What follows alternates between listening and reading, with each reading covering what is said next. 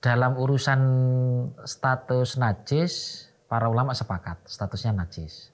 Hanya saja ada salah satu dari pendapat yang ada di dalam mazhab Syafi'i itu juga mengatakan bahwa rambut rontokan dari kucing itu merupakan salah satu najis yang dimakfu.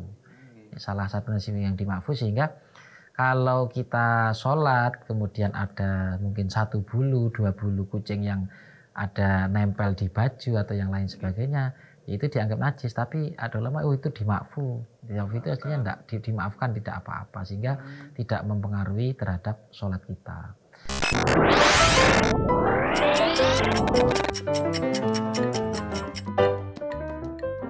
Lanjut saja pertanyaan ketiga sekarang. Dari @iva_alivi_, yang dinajiskan dari bulu kucing yang bagaimana ya? Jika sedang sholat lalu kucingnya ngelendot itu bagaimana? Oh iya, bulu kucing. Bulu kucing itu sebelumnya harus kita ketahui dulu. Hewan kucing itu merupakan hewan yang haram untuk dikonsumsi. Ketentuan para ulama itu untuk semua hewan yang haram untuk dikonsumsi atau tidak halal untuk dikonsumsi, ketika ini mati maka statusnya adalah bangkai. Statusnya bangkai.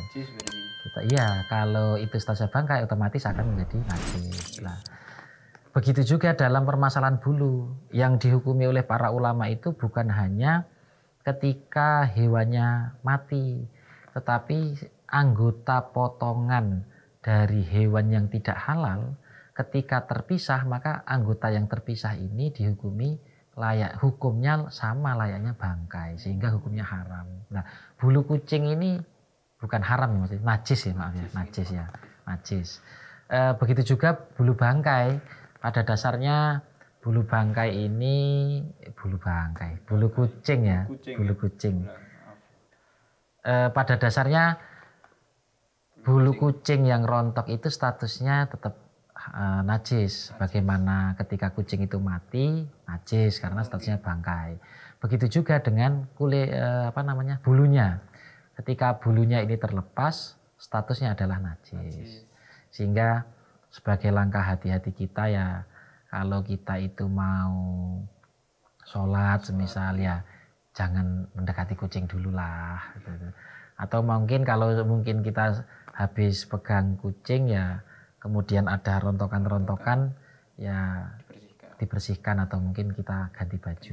Itu kan sebagai langkah hati-hati kita.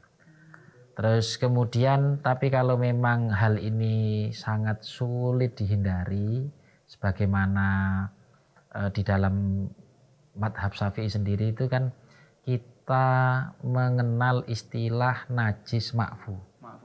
Najis ma'fu itu najis dimaafkan. Jadi ada istilah najis yang ma'fu, ada istilah najis ma'fu itu najis yang dimaafkan, artinya ini statusnya najis. Tapi tidak apa-apa, tidak berpengaruh, itu artinya kalau semisal sholat juga tetap tidak membatalkan, hukumnya sah dan lain sebagainya. Dalam urusan status najis, para ulama sepakat statusnya najis. Hanya saja ada salah satu dari pendapat yang ada di dalam mazhab Syafi'i itu juga mengatakan bahwa rambut rontokan dari kucing itu merupakan salah satu najis yang dimakfu. Salah satu najis yang dimakfu, sehingga kalau kita sholat kemudian ada mungkin 1 bulu, 2 bulu kucing yang ada nempel di baju atau yang lain sebagainya, itu dianggap najis. Tapi ada ulama itu dimakfu. Dimakfu itu artinya tidak dimaafkan, tidak apa-apa, sehingga tidak mempengaruhi terhadap sholat kita. Tapi kalau mungkin kita itu mau begitu ketat dalam menjalankan agama, dalam beribadah, atau mungkin kita lebih berhati-hati gitu. Kalau mau lebih berhati-hati ya kita menghindari itu dengan langkah-langkah yang awal kayak tadi. Semisal kita kalau mau sholat ya jangan mendekati kucing dulu. Atau mungkin kalau kita habis berinteraksi dengan kucing, apalah ngelendot istilahnya tadi yang ditanyakan itu, ya kita ganti baju kalau kita mau mengambil langkah yang paling berhati-hati. Tapi kalau semisal itu sudah menjadi hal yang kebiasaan, terus kemudian kita itu berat, nanti kalau terlalu kita keberatan nanti malah akhirnya malas sholat, akhirnya tidak sholat lah, ini kan malah repot nanti, malah ini ya masih ada solusi daripada kita itu terus akhirnya tidak mau ganti baju, kita tidak mau membersihkan, akhirnya ya sudahlah tidak sholat saja lah. Ini ya mending kita mengambil pendapat yang kedua, kita yang mengatakan makfu. Iya, dimakfu, sehingga tidak apa-apa lah. Mungkin ada kadar tertentunya Pak? Mungkin kalau kadar tertentu banyak atau gimana? Atau mungkin tidak masalah sedikit banyak? Itu tidak ada penjelasan yang detail itu, sehingga para ulama itu memutlakkan itu dalam bentuk bulu kucing ya sudah, itu tidak apa-apa gitu. Sehingga bulu kucing meskipun banyak itu. Iya, itu tidak ada keterangan yang lebih. Ini khusus hanya untuk bulu saja. Ya, kalau semisal kayak kotorannya semisal ya beda lagi itu kan. Iya, beda lagi. Kalau kotorannya selama ini belum pernah ditemukan ada ulama yang mengatakan itu dimakfu atau mungkin menganggap tidak najis, itu belum ada. Tapi kalau untuk bulu kucing itu memang ada ulama yang mengatakan ya. Terus masalah kucing lendot tadi gimana itu? Mungkin kalau pikiran saya ketika ada kucing lendot itu saluran pembuangannya itu Pak. Jadi memang aslinya potensi najis yang ada di dalam kucing itu sebenarnya bukan hanya dari rontokan bulunya saja sebenarnya.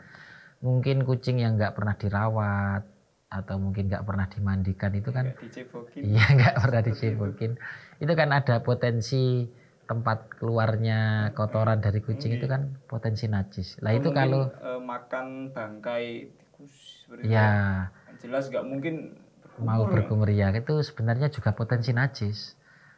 Semisal kucingnya itu habis kencing, habis kencing itu kan masih basah mungkin ya di bekas keluarnya itu. Kemudian kok duduk di pangkuan kita ngelendot, lah itu kalau sampai nempel ya itu statusnya najis. Iya, najis juga itu perlu. Kalau itu terkait najis tidak ada. Tapi ya kalau dari urusan bulu itu ya ada, memang ada. Tapi kalau kencing ya itu ya memang sebaiknya harus kita ganti saja bajunya kalau mau sholat. Terus kalau pas sholat ada yang ngelendot itu gimana Pak? Kalau pas sholat ngelendot, sekira itu memang tidak mengenai pada bagian yang tadi itu tidak apa-apa. Kita mengambil langkah yang paling pendapat yang mudah kan, tadi ada ulama yang mengatakan makfu atau istilahnya dimaafkan, itu kan masih ada.